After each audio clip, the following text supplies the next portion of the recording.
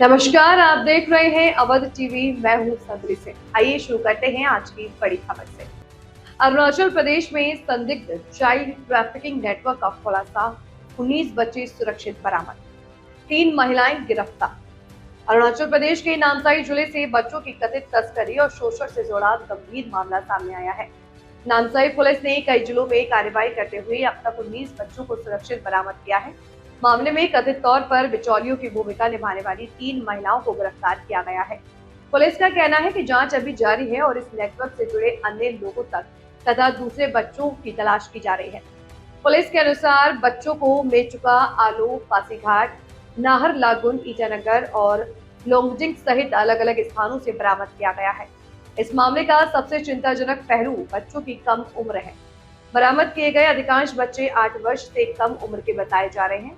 एक बच्चा कथित तौर पर दूसरे व्यक्ति के पास पहुंचाए जाने के समय महज 3 साल का था। मामले की शुरुआत 17 अगस्त 2026 को हुई थी, जब नामसाई की चाइल्ड वेलफेयर कमेटी यानी CWC की शिकायत के आधार पर नामसाई पुलिस स्टेशन में केस दर्ज किया गया। शिकायत मिलने के बाद पुलिस ने मामले की गंभीरता को देखते हुए जांच शुरू की। शुरुआती स्तर पर सामने आया कि संदिग्ध गतिविधियां केवल एक जिले तक सीमित नहीं, बल्कि बच्चों को अलग अलग जिलों और दूरदराज के इलाकों तक पहुंचाया गया था। इसी कारण नामसाई के पुलिस अधीक्षक सांकेत हिमले की निगरानी में स्पेशल इन्वेस्टिगेशन टीम यानी SIT गठित की गई। जांच में पुलिस उपाधीक्षक मार्टिन रतन ने सहयोग किया, जबकि नामसाई के SDPO एवं पुलिस उपाधीक्षक केंगो दिर्शी को मामले की जांच अधिकारी नियुक्त किया गया। SIT में नामसाई पुलिस स्टेशन के प्रभारी इंस्पेक्टर T गादी, सब इंस्पेक्टर R काहिक और नामसाई पुलिस के अन्य अधिकारी एवं कर्मचारी शामिल हैं।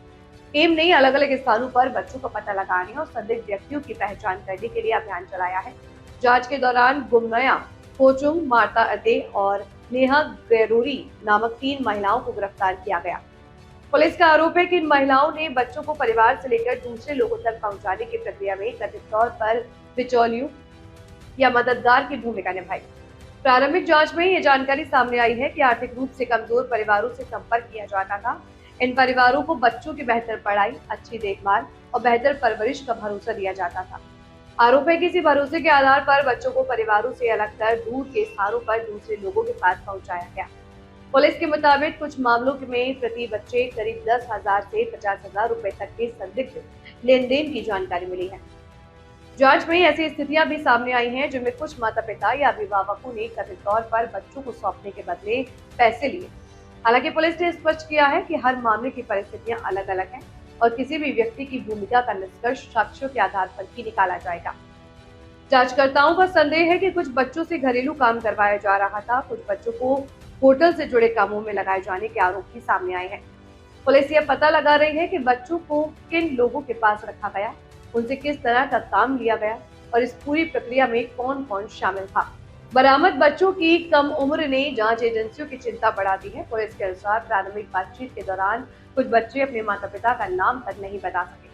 कुछ बच्चों को अपने परिवार, घर या मूल स्थान की सामान्य जानकारी भी याद नहीं।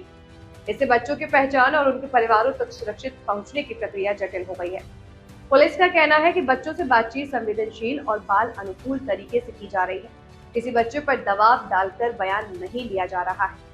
बरामदगी के बाद बच्चों का आवश्यक मेडिकल परीक्षण कराया गया है और उनकी सुरक्षा के लिए निर्धारित प्रक्रियाओं का पालन किया जा रहा है।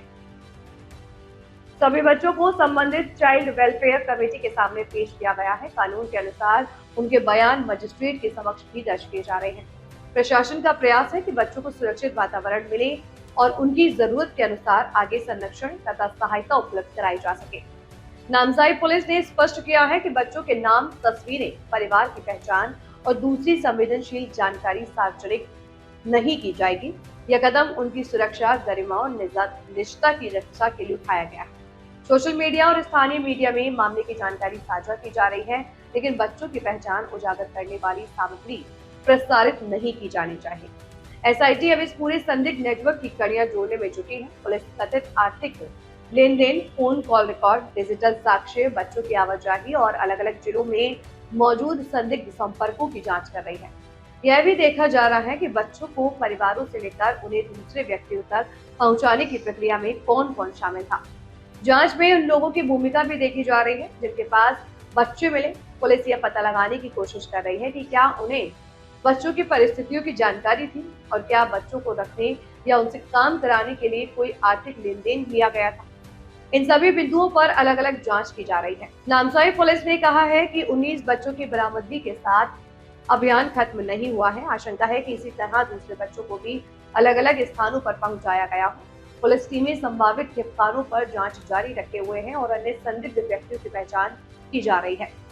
पुलिस ने आम लोगों से अपील की है कि यदि उन्हें ऐसे किसी बच्चे के बारे में जानकारी हो जिसे बेहतर शिक्षा, देखभाल या परवरिश का भरोसा देकर दूसरे व्यक्ति के पास भेजा गया हो, तो तुरंत नजदीकी पुलिस स्टेशन या चाइल्ड वेलफेयर कमेटी से संपर्क करें।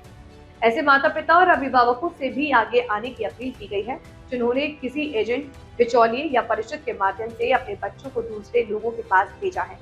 पुलिस का कहना है कि प्रत्येक विश्वसनीय सूचना की जांच की जाएगी और प्राथमिकता बच्चों की सुरक्षा, सम्मान, गोपनीयता तथा उनके हितों को दी जाएगी।